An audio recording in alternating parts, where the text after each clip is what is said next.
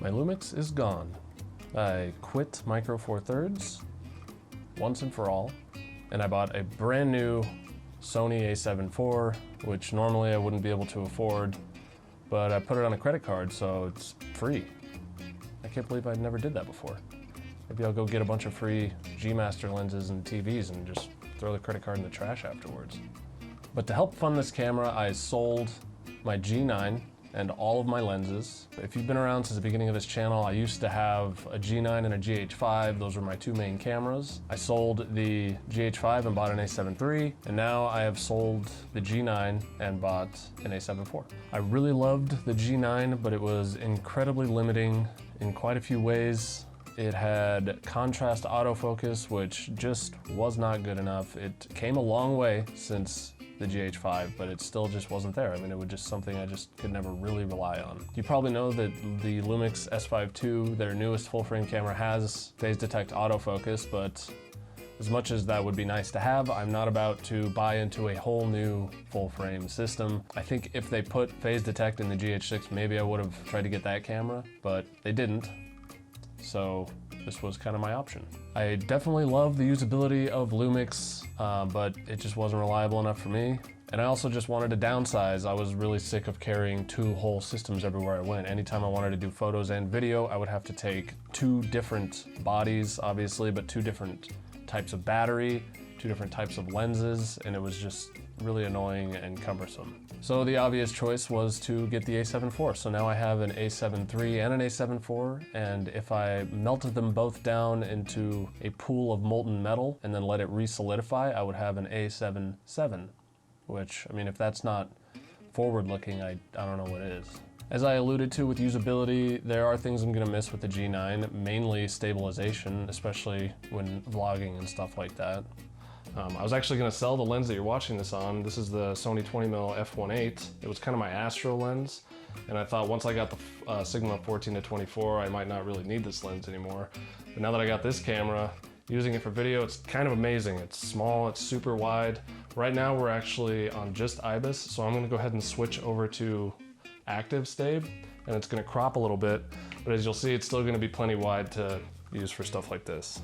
It's probably still not quite as good as the IBIS that was in the G9, but I think it's completely serviceable given all the other amazing things about this camera. Plus this lens has a really bad asthma problem, so it breathes quite heavily, and the a7 IV has breathing compensation. And even though the a7 III and a7 IV have different color sciences, it should be a lot easier to match these two cameras than it was the Sony and the Lumix, just because they have the same color philosophy, we'll put it. It's funny, the guy at the camera store, when he handed me the bag, he smiled and he said, "Welcome to Sony." And I got a little bit defensive and I said, "Bitch, I've been with Sony this whole fucking time." And I thrusted my pelvis into him, but they weren't super happy about it. I'm working on my attitude day by day. But he did insult my manhood, making me feel like I wasn't a real full-frame shooter. I know I'm late to the party here, but I still can't believe that I'm actually looking at myself on a Sony camera without some stupid bullshit mirror system sitting on top. Pretty amazing. I briefly considered the Sony a7C because it has, it has beautiful 4K, it's got a flippy screen, it's got better autofocus than the a7 III. I mean, it basically is an a7 III, but better in a few ways. But it only has one card slot, and it only shoots 8-bit. Which leads me into the main reason I bought this camera, and that's because it shoots 10-bit 4K, not only 24p, 30p, but also 60p.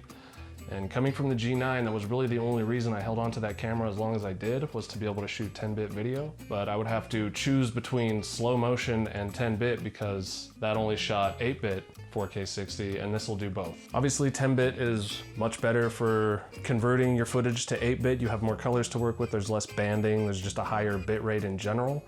But what I really want to do is I want to start shooting 10-bit video and uploading in HDR. I got an HDR monitor and I want to really take advantage of it. Everybody has HDR screens on their phones these days. I don't know why we're not shooting HDR video and uploading it. But even if you don't have an HDR display, there are tools in Premiere and Adobe Camera Raw, and to my knowledge, DaVinci Resolve, that let you edit 10-bit footage in HDR and upload it in HDR. And I mean, you're gonna have to add another step in there, maybe view it on your phone or something as a reference, but it is possible to get prettier footage and use your 10-bit footage like you really could be using it.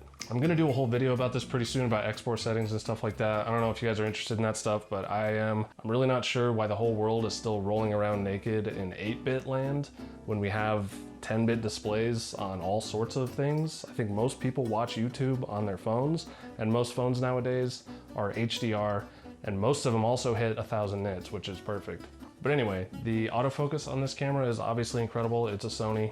And when I'm shooting videos in the outside world and taking photos as well, autofocus is something that I don't want to have to worry about because I'm usually thinking more about my photos.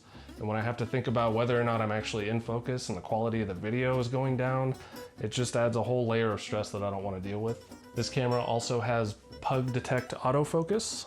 Malcolm is a black pug with dark eyes. Both the G9 and the A7 III had a difficult time reliably focusing on his squishy, stupid little face, and I've had zero problems so far with the A7 IV. And now we can do this and stay in focus. You might be wondering, why would we want to do this? But I would ask, why wouldn't you want to do this?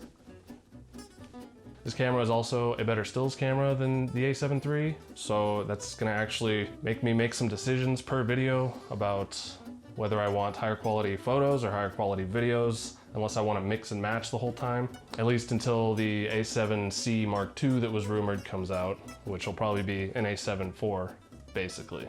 But if one of the hundreds of billions of you watching this video happen to be a Sony employee, can you please put a second card slot in the A7C? That's like the only problem with that camera. There's really no reason that a $2,000+ camera shouldn't have some sort of redundancy options. SD cards fail. I really don't want this to be just another sensor size war video. Yes, Micro Four Thirds is smaller than full frame, but you don't need to feel like a little baby for shooting on a little baby sensor. There are obviously advantages to having a full frame sensor with low light capability and stuff like that, ISO performance, but if you're not shelling out top dollar for your full frame camera, there's actually some advantages to having a smaller sensor.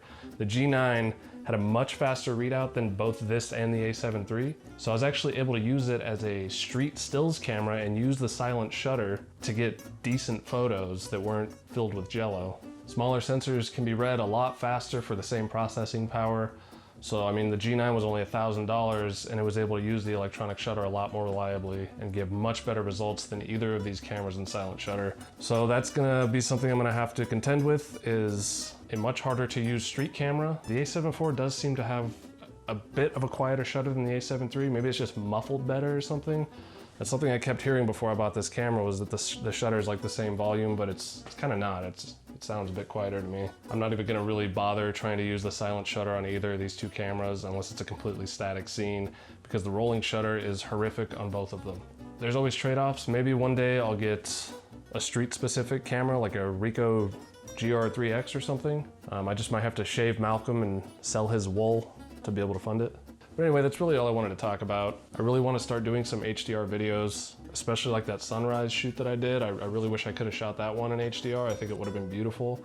But anyway, I appreciate you guys watching. The next video I do will probably be something about an HDR workflow / export, and that video will be shot in HDR and uploaded in HDR. So please subscribe if you want to see that.